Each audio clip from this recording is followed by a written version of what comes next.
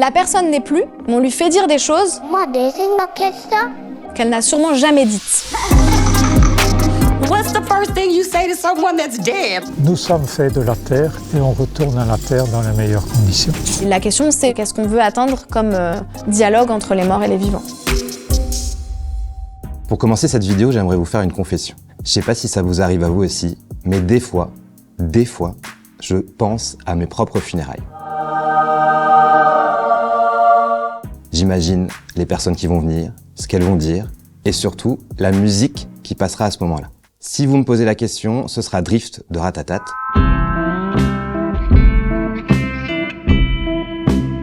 Et on l'entendra pas plus, parce qu'on n'a pas les droits.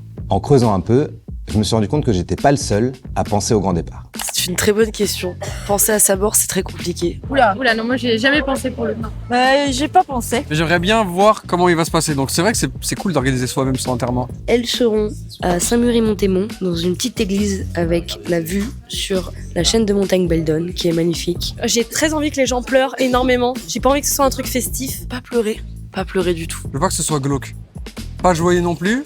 Enfin, ce serait bizarre qu'il soit content que je sois mort. On fait la fête et tout, on met de la musique, mais il faut pleurer un peu quand même. Énormément de gens qui pleurent tous ma mort. Je préfère pas y penser, mais je dirais enterrer. Ma volonté, c'est que mes cendres soient dispersées au chalet de mon enfant. Je donnerais mon corps à la science plutôt, moi. Je les imagine très colorés, parce que je pense qu'il faut plutôt célébrer le temps passé avec la personne plutôt que s'attrister sa disparition.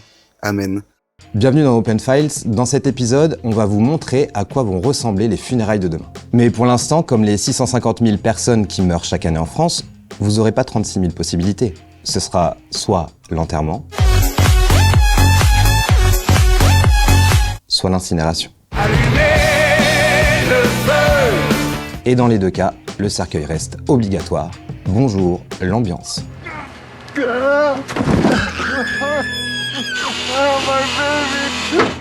Alors ce qui est intéressant en France, c'est qu'on a une liberté dans le choix de ses funérailles. Si vos proches ne respectent pas ce choix que vous avez émis, à l'oral ou à l'écrit, vous pouvez risquer une condamnation pénale.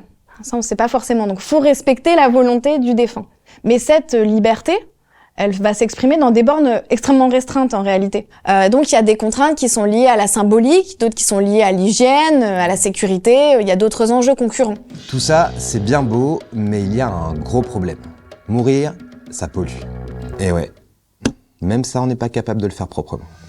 Une inhumation, c'est en moyenne 833 kg de CO2. Pour vous donner un comparatif, c'est à peu près l'équivalent d'un aller-retour Paris-New York.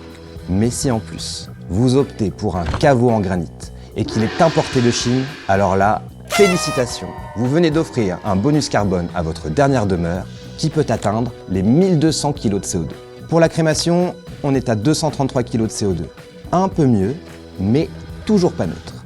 Au Danemark, certaines villes tentent de compenser ça en utilisant la chaleur des crématoriums pour chauffer des bâtiments. Mais c'est des initiatives qui restent ultra marginales. Alors il y a une question qui se pose, est-ce qu'on peut vraiment mourir plus écolo ? Des alternatives existent, mais pour l'instant, elles restent interdites en France. Et voici notre top 3. L'aquamation. C'est comme une crémation, mais par l'eau, avec un soupçon de produits chimiques. Imaginez un gros cylindre métallique, rempli d'eau, d'hydroxyde de potassium. On fait chauffer le tout, et la chair est dissoute. Puis ce bain est traité comme n'importe quelle eau usée, sans risque pour l'environnement. Les eaux, eux, sont réduites en poudre.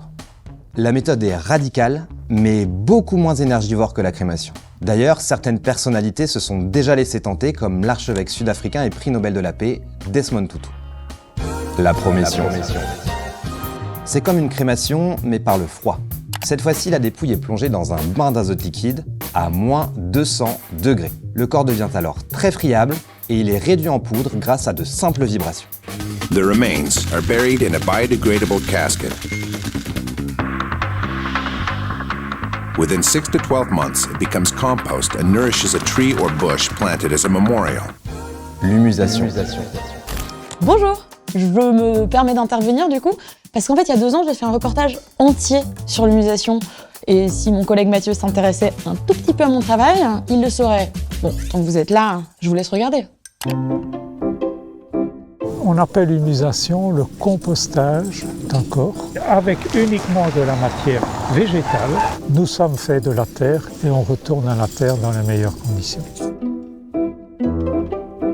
toutes les chairs molles sont décomposées très rapidement. C'est la première phase qui dure plus ou moins un petit 4 mois.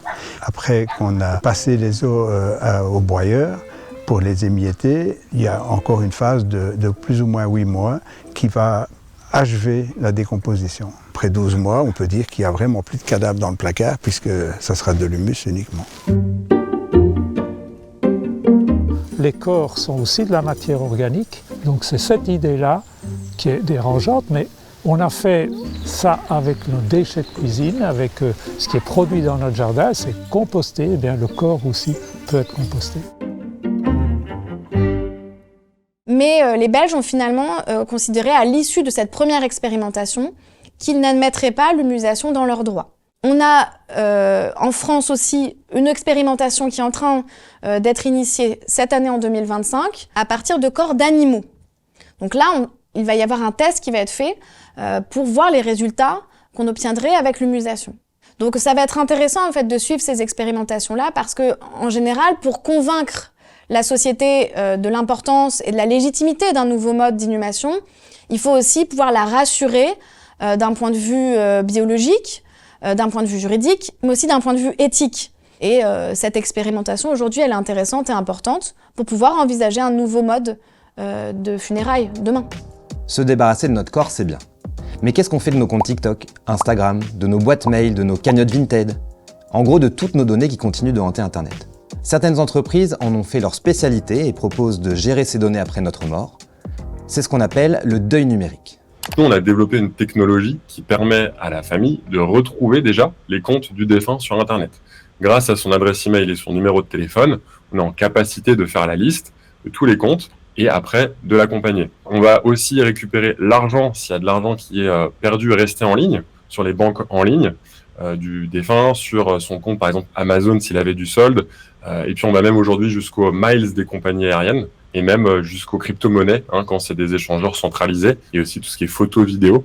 Beaucoup de photos qui sont abandonnées sur les comptes cloud des défunts. Je pense à iCloud de Apple qui est le plus connu et qu'on arrive nous à récupérer. Donc si vous venez sur notre site internet, ça sera 139 € pour la recherche et la suppression des boîtes mail et réseaux sociaux du défunt.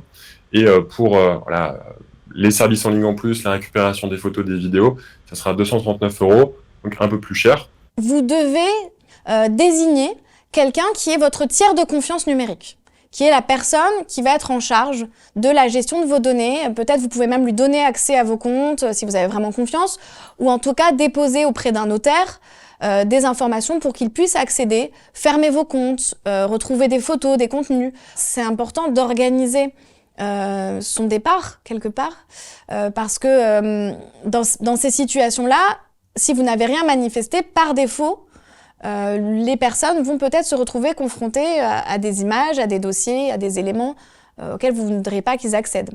Donc à vous aussi de manifester ce que vous ne souhaitez pas voir ouvert. Voilà, ça permet vraiment d'accompagner la famille de manière plus importante. Le corps ok, les données numériques, problème réglé.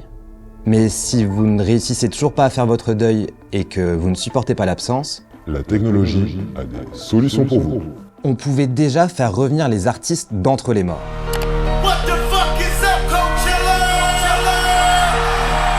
Mais aujourd'hui, des intelligences artificielles pourraient simuler la personnalité d'un proche décédé?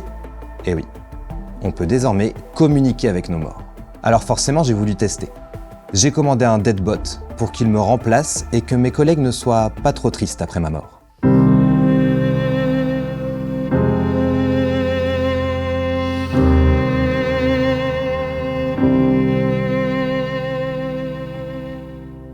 Et vous devinerez jamais ce qu'on a reçu. Une boîte vide. On désespère pas de s'en faire envoyer une autre, mais bon, ça sent quand même la grosse arnaque. Comme souvent d'ailleurs dans ce genre d'initiative qui surfe sur la tristesse des proches. En fait, il n'y a pas besoin de commander des deadbots inexistants comme celui-là. Dans certains pays, comme les États-Unis ou la Chine, il y a déjà des agents conversationnels qui existent, sur le même principe que ChatGPT. Vous le nourrissez avec des textos, des mails, des conversations que vous avez pu avoir avec le défunt, et là c'est magique. Vous pouvez discuter avec lui à l'écrit, par téléphone et même en visio. 잘 지내지? 많이 보고 싶었어. 못 보면 어떡하나 걱정했는데 이렇게 보게 되니 다행이네. Bon, on est d'accord, tout ça, c'est troublant. Mais ça peut aussi avoir un intérêt thérapeutique pour certaines personnes. Par exemple, en Corée du Sud, il y a une mère de famille qui a perdu sa fille de 7 ans après une maladie rare. Après quelques années de deuil, des chercheurs lui ont proposé de revoir sa fille à l'aide d'un casque de réalité virtuelle.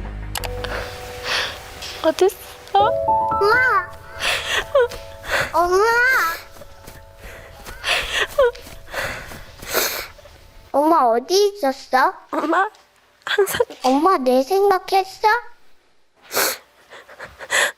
맨날 해. 아니 엄마 많이 보고 싶었어. 엄마도 너 보고 싶었어.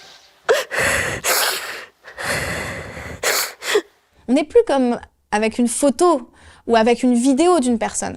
On est face à des paroles qui sont créées. La personne n'est plus, mais on lui fait dire des choses qu'elle n'a sûrement jamais dites. Et là, on passe dans une autre dimension. Le risque, l'étape suivante, c'est de se dire finalement, je laisse ma personnalité, je laisse ma voix, je laisse mon image, je laisse mon corps. C'est-à-dire que je vais faire reproduire un clone de moi et quelque chose qui me ressemble physiquement et qui va rester là dans la maison et qui va incarner tout ce que j'ai pu incarner sous une forme clonée. I won't bite. Alors voilà, demain on aura le choix entre se faire numériser, composter, dissoudre, cloner ou alors réchauffer un quartier entier au Danemark. Mais au fond ça veut dire une chose, on aura enfin plus de choix. Mais la grande question, c'est comment on va réguler tout ça d'un point de vue juridique, éthique et moral. Et ça, évidemment, c'est une question sociale qui doit être soumise à un débat collectif dans le cadre de commissions parlementaires et aussi de réflexion avec le grand public. La question, c'est qu'est-ce qu'on veut atteindre comme dialogue entre les morts et les vivants. Et moi dans tout ça, je sais toujours pas comment je veux mourir. J'espère juste qu'il y aura du monde, qu'il y aura des beaux discours célébrant la personne géniale que je suis. Et surtout, Drift de Ratatat pendant le diapo photo. Et non, on n'a toujours pas les droits.